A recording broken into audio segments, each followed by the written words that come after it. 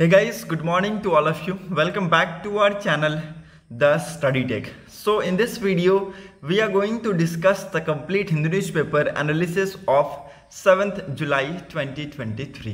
7 जुलाई 2023 के important articles and editorial को discuss करेंगे. So the video is very much important to all those students who are preparing for competitive exams. And the video is bilingual. It means I'm going to explain the whole newspaper in Hindi and English so that आपको language की problem कहीं से भी ना हो. और अगर आपको वीडियो पसंद आता है, हमारा कंटेंट पसंद आता है, देन वीडियो को लाइक, शेयर और चैनल को जरूर सब्सक्राइब कर लीजिएगा ताकि आपको हमारी ऐसी वीडियो की अपडेट्स मॉर्निंग में मिलती रहें. So let's move to the first page of the newspaper. यहाँ पर डिस्कस करेंगे इंपॉर्टेंट आर्टिकल्स को. पहले पेज पे यहाँ पर दो इंपॉर्टेंट न्यूज़ है. पहला, that is freedom of expression being misused in Canada bye anti India elements, says MEA. Ministry of external affair का कहना है कि जो फ्रीडम ऑफ एक्सप्रेशन है उसका मिसयूज किया गया है in Canada bye anti India elements. ठीक है, ये जो स्टेटमेंट है इन्होंने थर्सडे के दिन दिया. ठीक है, the freedom of expression is being misused by extremist in Canada to legitimise terrorism. Arvindam Bakshi, official spokesperson of the ministry of external affair, said here on Thursday. ठीक है, तो इन्होंने अपनी स्टेटमेंट जारी की है थर्सडे के दिन और अपने स्टेटमेंट में इन्होंने क्या कहा है कि these posters inciting violence against our diplomats and our diplomatic premises abroad are unacceptable. ठीक है, तो जो ये पोस्टर इन्होंने बताया है, ठीक है, वो पोस्टर मैं भी आपको दिखाऊंगा. ये जो पोस्टर है ये वायलेंस क्रिएट करते हैं against our diplomats and diplomatic premises के खिलाफ. ठीक है, तो ये अनएक्सेप्टेबल है. ओके, और इन्होंने अर्ज किया है गवर्नमेंट ऑफ कनाडा को कि to ensure the safety of our diplomats and our diplomatic missions. ठीक है, तो हमारी सेफ्टी, जो डिप्लोमेट्स हैं हमारे, उनकी सेफ्टी और सिक्योरिटी पे यहाँ पर ध्यान दिया जाए. ठीक है, तो ये सारी इंपॉर्टेंट चीज़ें हैं, इसको लिख लीजिएगा. ओके, नाउ मैं आपको वो पोस्टर दिखा देता हूँ. अगेन वो इंपॉर्टेंट पोस्टर है. देखिए, ये जो पोस्टर है ये आज के डेट में बहुत ज़्यादा क्रिटिक्स में है.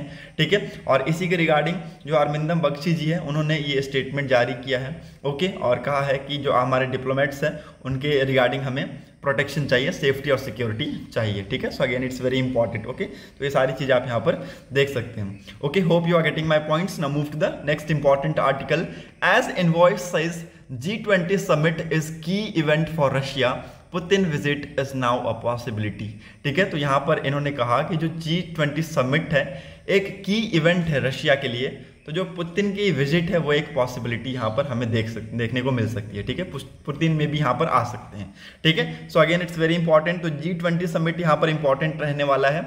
Okay, the G20 summit in India is one of the most important event for Moscow. ठीक है, तो G20 की जो समिट है one of the most important event है किसके लिए? मॉस्को के लिए. Said a senior Russian diplomats, indicating that the possibility that Russian President Vladimir Putin could attend the summit, which would be the first time he would come face to face with Western leaders since the war in Ukraine began. ठीक है, तो this will be the first visit of Vladimir Putin after the war in Ukraine. ठीक है, Ukraine में war के बाद ये पहली विजिट होगी, फेस टू फेस विजिट होगी, जिसमें व्लादिमीर पुतिन जी सामने होंगे वेस्टर्न लीडर्स के अगेंस्ट. ठीक है, तो वेस्टर्न लीडर के सामने व्लादिमीर पुतिन जी होंगे और वहाँ पर इंपॉर्टेंट डिसीजंस होंगे, इंपॉर्टेंट टॉक्स होंगे, वो हम डिस्कस करेंगे. ठीक है, तो ये कब आएंगे? Mister Putin will attend the G20 summit in Delhi on 9th and 10th of September. ठीक है, 10th और 9th को यहाँ पर ये अटेंड करते हुए आपको दिखेंगे in India. Okay, so again it's very important. Hope you are getting my points. Now move to the next important article. यहाँ पर और कुछ भी इंपॉर्टेंट है नहीं. You can easily move ahead with me. यहाँ पर भी आपको कुछ इंपॉर्टेंट नहीं मिलेगा. So let's move to the editorial section. ठीक है, एडिटोरियल सेक्शन पे हम मूव करते हैं. ठीक है, अभी यहाँ पर और कुछ भी इंपॉर्टेंट नहीं है. ओके, पहला एडिटोरियल भी इंपॉर्टेंट है और दूसरा एडिटोरियल भी इंपॉर्टेंट है. ओके, सो दोनों एडिटोरियल को आज हम डिस्कस करेंगे. India need a uniform civil code. ठीक है, नाउ अगेन ये इंपॉर्टेंट आर्टिकल है, बहुत पहले से ये आर्टिकल न्यूज़ में चलता आ रहा है. नाउ अभी मैं आप सभी से एक क्वेश्चन पूछना चाहता हूँ, what is uniform civil code. ठीक है, यूनिफॉर्म सिविल कोड क्या है ये मैं आप सभी को एक डिटेल में बता देता हूँ ताकि लोगों के अंदर कन्फ्यूजन ना हो. ठीक है, what is uniform civil code. ठीक है, यूनिफॉर्म सिविल कोड एक कॉमन सेट ऑफ लॉ है. ठीक है, एक कॉमन सेट ऑफ लॉ है that is applicable to all the citizen of India. ठीक है, तो ये किसी के लिए यहाँ पर जैसे रिलीजन के ऊपर यहाँ पर आपको डिस्क्रिमिनेशन देखने को मिलता है, इक्वालिटी इनइक्वालिटी देखने को मिलती है, तो ऐसा नहीं है, ठीक है। यूनिफॉर्म सिविल कोड अगर इंप्लीमेंट हो गया इंडिया में तो एक कॉमन सेट ऑफ लॉ होगा, ठीक है। जितने भी सिटीजन है, इंडियन सिटीजन है, उनके लिए एक ही यहाँ पर लॉ होगा, ठीक है।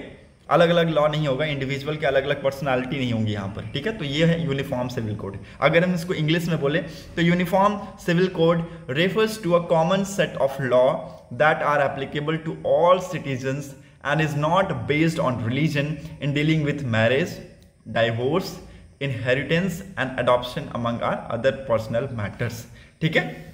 तो ये कॉमन सेट ऑफ लॉ होगा, ठीक है, किसी रिलीजन पे बेस्ड नहीं होगा, ठीक है। ये पहले एक इंपॉर्टेंट है, इसको लिख लीजिएगा, किसी भी रिलीजन के ऊपर बेस्ड नहीं होगा, ठीक है। So India being a diverse nation is home to many religions each with it distinct personal law governing marriages, divorce, adoption, inheritance and successions.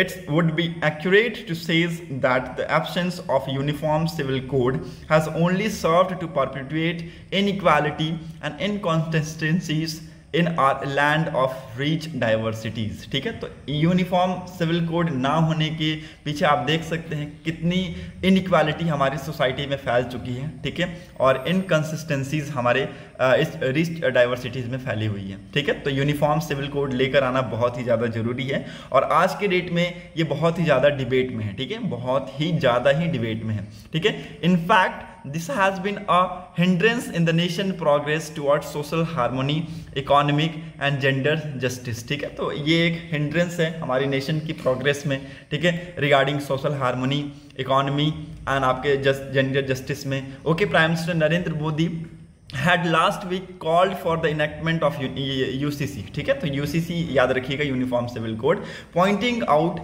the anomaly of having a vary laws of the different categories of the citizens. ठीक है, in the Constituent Assembly the debate on the UCC goes back to the Constituent Assembly debate. In fact, one could assert the legality of UCC is rooted in the Constitution of India. Constituent Assembly debates and also Supreme Court of the India's judgment. ठीक है, तो यहाँ पर देखिए uniform civil code लाना बहुत ही ज़्यादा जरूरी है, ठीक है, और इसी के रिगार्डिंग यहाँ पर प्रपोजल्स चल रहे हैं, डिबेट एंड डिस्कशंस चल रहे हैं, ठीक है। देखेंगे क्या कुछ इंपॉर्टेंट डिसीजंस निकल कर आते हैं। हालांकि यहाँ पर कहा गया है ऑथर में आर्टिकल में ऑथर के द्वारा यहाँ पर कहा गया है कि uniform civil code is therefore a right step in directions long overdue to safeguard the fundamental rights of all citizens and reduce social inequalities and gender discrimination. ठीक है, तो यूनिफॉर्म सिविल कोड इसलिए यहाँ पर एक इम्पॉर्टेंट, एक बोलते हैं ना रामबाण है, क्योंकि यहाँ पर देखिए अगर हमें लोगों की फंडामेंटल राइट्स को सिक्योर करना है, ठीक है, उसको सेफगार्ड देना है, तो यूनिफॉर्म सिविल कोड को ले आना बहुत ही ज़्यादा जरूरी है। सोसाइटी में अगर इनइक्वालिटी को रिड्यूस करना है, ठीक है, जेंडर जो डिस्क्रिमिनेशंस हो रहे हैं उसको रिड्यूस करना है, तो हमें यूनिफॉर्म सिविल कोड को लाना जरूरी है, ठीक है। It should be seen and understood as an attempt at creating a unified legal framework that upholds the principle enshrined in the constitution and reaffirmed by the supreme court judgment. ठीक है, तो ये ऐसे देखा जाना चाहिए और समझा जाना चाहिए as an attempt to create an unified legal framework, ठीक है, एक यूनिफाइड लीगल फ्रेमवर्क की तरह इसको देखा जाना चाहिए, ठीक है। So again it's very important, ये सारी चीजें ऑथर ने एडिटोरियल में बताया है, ठीक है। The overarching objective is to ensure that there is no gender discrimination, ठीक है। तो इसका देखिए यूनिफॉर्म सिविल कोड लाने का बहुत ही इंपॉर्टेंट रीजंस हैं, ठीक है, वो कुछ यहाँ पर इंपॉर्टेंट रीजंस दिए गए हैं।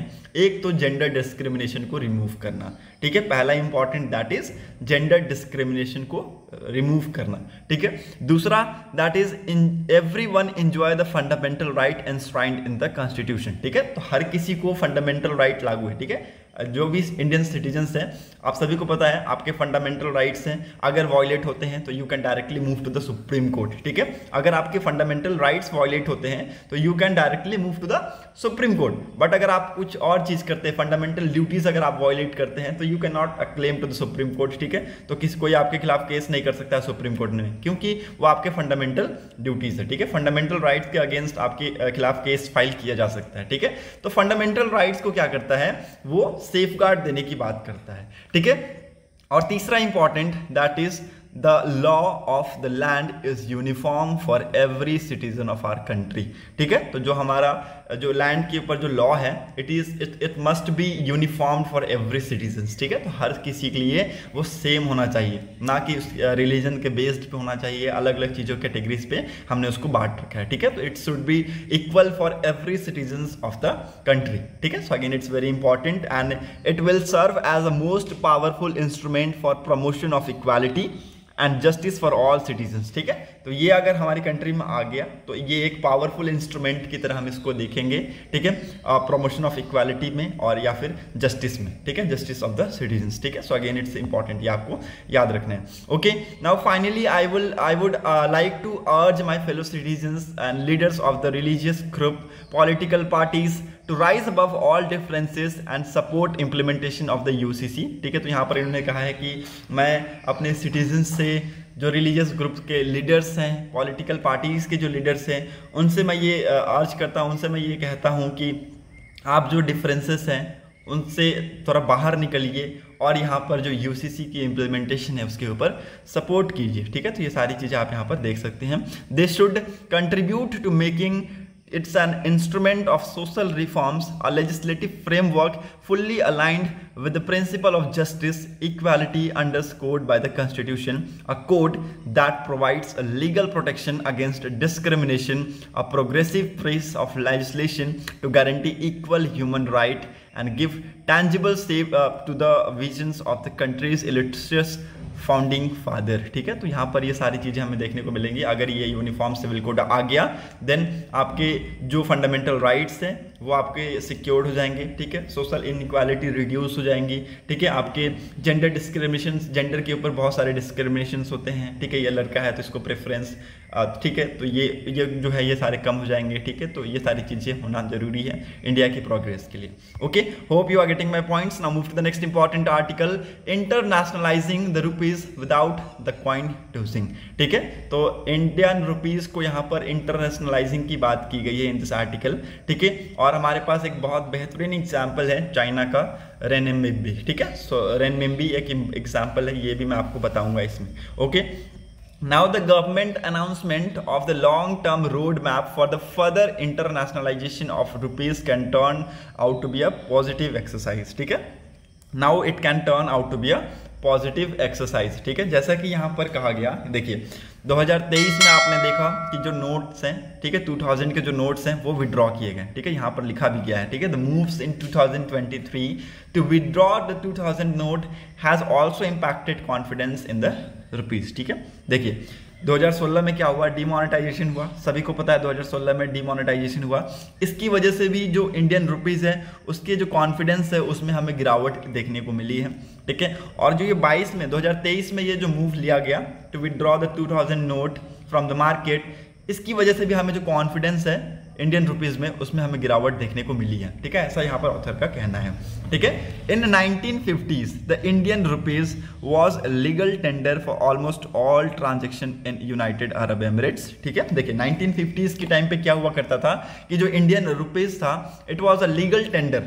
ठीक है, ये लीगल टेंडर था for all the transactions in the countries like United Arab Emirates, Kuwait, Bahrain, Oman, Qatar, with the Gulf monarchies purchasing rupees with the pound sterling। ठीक है, तो यहाँ पर इन सारी कंट्रीज के लिए ये एक लीगल टेंडर था फॉर द ट्रांजेक्शन।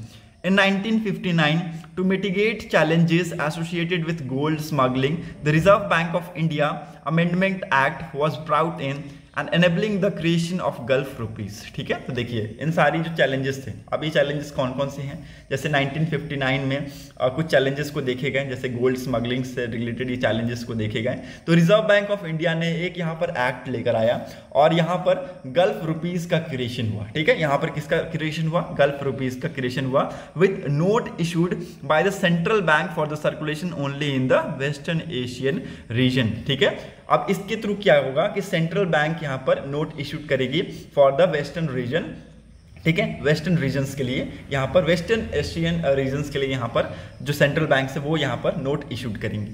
ठीक है, holders of the Indian currency were given 6 week to exchange their Indian currency. ठीक है, तो जो भी इंडियन करेंसीज के जो होल्डर्स थे उनको लगभग 6 हफ्तों का समय दिया गया to exchange their Indian currency with the transaction happening smoothly. However in 1966 India devalued its currencies and eventually causing some of the West Asian countries to replace the Gulf rupees with their own currencies। ठीक है, तो यहाँ पर 1966 में क्या हुआ, जो south western Asian countries हैं उन्होंने अपने इस रुपीज़ को कन्वर्ट किया अपनी खुद की करेंसीज में। ठीक है, तो हमने देखा कि कैसे हमारे जो खुद के जो रुपीज़ हैं वो कैसे यहाँ पर धीरे धीरे अपनी ही जो हम बोल रखते हैं ना कि जो ये छवि है वो खराब होती चलेगी। ठीक है, ये तो 2016 में भी यही चीज़ हुआ, 2023 में भी वही चीज़ हुआ। ठीक है, तो यहाँ पर आप देख सकते हैं थोड़ा सा कॉन्फिडेंस यहाँ पर डाउन होता हुआ आपको दिखा due to this thing.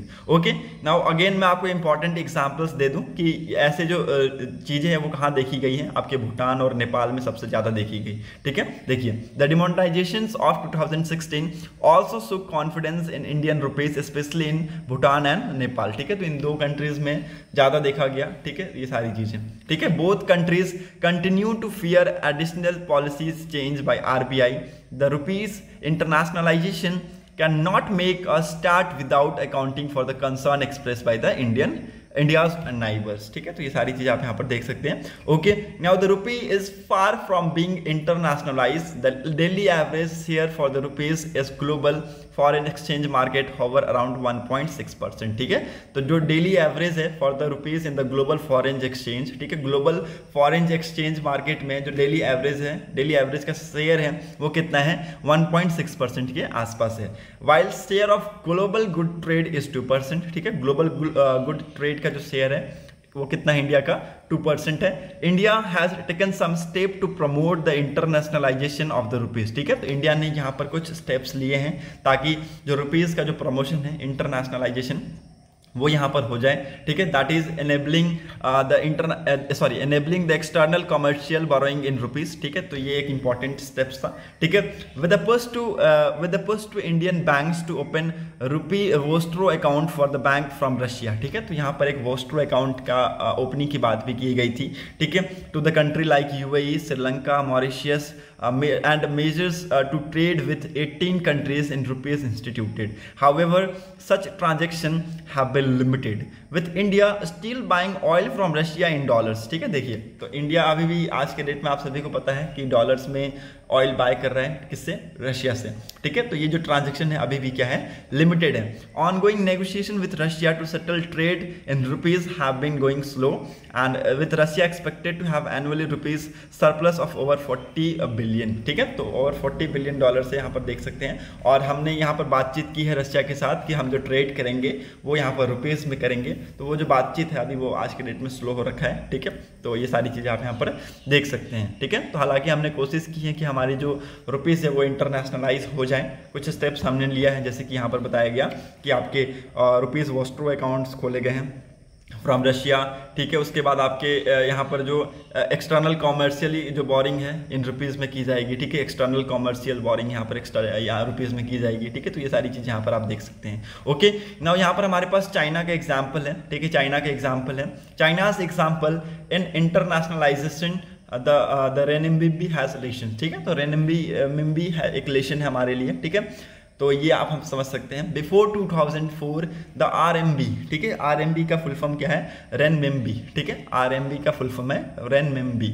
Okay, it could not be used outside China. ठीक है, 2004 से पहले अगर आप देखें तो रेनमिंबी को बाहर, चाइना के बाहर यूज नहीं किया जाता था। ठीक है, by 2007 dim sum bond and offshore RMBD bond market have been created. ठीक है, तो क्या क्रिएट किया गया, एक डिव सम बॉन्ड क्रिएट किया गया, एक ऑफशोर RMBD बॉन्ड क्रिएट किया गया। कहाँ, ठीक है, तो ये मार्केट में क्रिएट हुए। With financial institution in Hong Kong allow to issue dim sum bond by 2009। ठीक है, तो ये यहाँ पर इन्होंने अलाउ कर दिया कि ये क्या कर सकते हैं, ये इशू कर सकते हैं बाय 2009।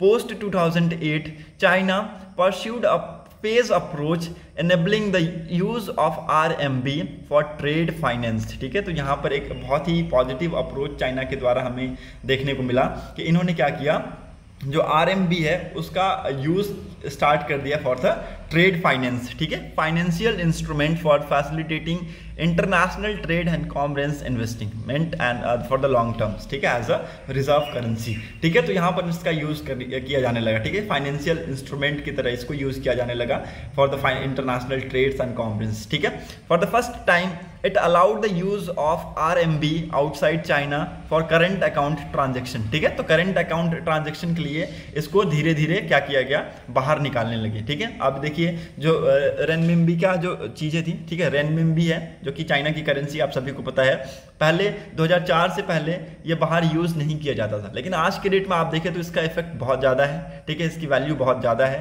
ठीक है, धीरे धीरे करके चाइना ने इस चीज को मार्केट में लेकर आया। ठीक है, करंट अकाउंट ट्रांजेक्शंस में इसको धीरे धीरे लेकर आए।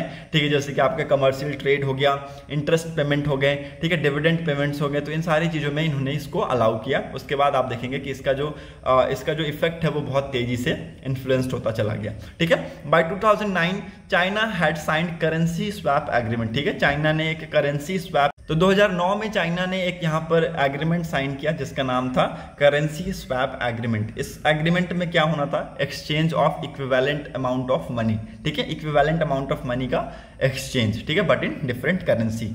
ठीक है, किस किस कंट्रीज के साथ इस एग्रीमेंट को साइन किया गया, Brazil, United kingdom, Uzbekistan and Thailand. Soon it allowed central banks, offshore clearing banks and offshore participating bank to invest excess RMB in debt securities. The Shanghai Free Trade Zone was launched in September 2013 to allow free trade between non-resident onshore and offshore accounts। ठीक है, तो यहाँ पर एक संघाई free trade zone यहाँ पर establish किया गया 2013 में सितंबर में। ओके, और इसके थ्रू इन्होंने अलाउ किया free trading between non resident onshore and offshore accounts. ठीक है, तो ये आप देख सकते हैं RMB जो है, रेनमिनबी कैसे धीरे धीरे इन्फ्लुएंस होता चला गया इंटरनेशनली। ठीक है, तो हम भी धीरे धीरे अपने इंडियन रुपीस को इंटरनेशनली हम इसको इन्फ्लुएंस करेंगे। ठीक है, हालांकि हमने बातचीत करना स्टार्ट कर दिए हैं बहुत सारी कंट्रीज के साथ। ठीक है, और अभी हम रशिया के साथ इन टॉक में हैं। ठीक है, तो again it's very important, hope you are getting my points. Now move to the next important article. Text and context page में कुछ भी इंपॉर्टेंट है नहीं, you can easily skip that page। okay, and move to the next one।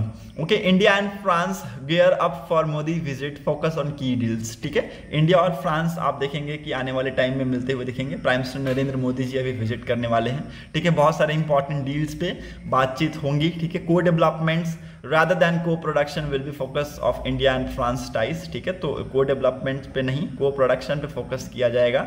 ठीक है, तो ये important focus रहने वाला है between India and France ties में। Okay,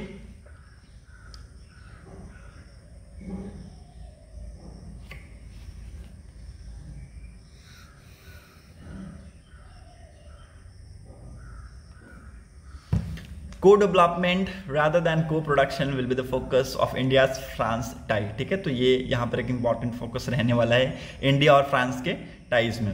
okay, now again it's very important, और ये जो विजिट है वो एक इंपॉर्टेंट विजिट रहने वाला है फॉर द फ्रांस, क्योंकि यहाँ पर बहुत सारी चीज़ों पे डिस्कस किया जाएगा which is in the field of defense, energy, space, new technologies and more। ठीक है, so we are working on an ambitious agenda for the strategic partnership, said a tweet from the France embassy in Delhi। According to the sources aware of the plan, France hopes to see a number of contracts and agreement announced during the Modi visits and deal for Rafale Marine, मतलब कि Marine planes for the Navy and the joint development for the jet engine for the fighter aircrafts are on the table for the talk। ठीक है, तो यहाँ पर देखिए कुछ यहाँ पर प्लान्स हैं, एक तो रफाल की जो डील है उसके रिगार्डिंग, और यहाँ पर जो जेट इंजन्स की जो डेवलपमेंट्स है फॉर द फाइटर एयरक्राफ्ट्स उसके रिगार्डिंग जो डील्स हैं उस पर बातचीत की जाएंगी।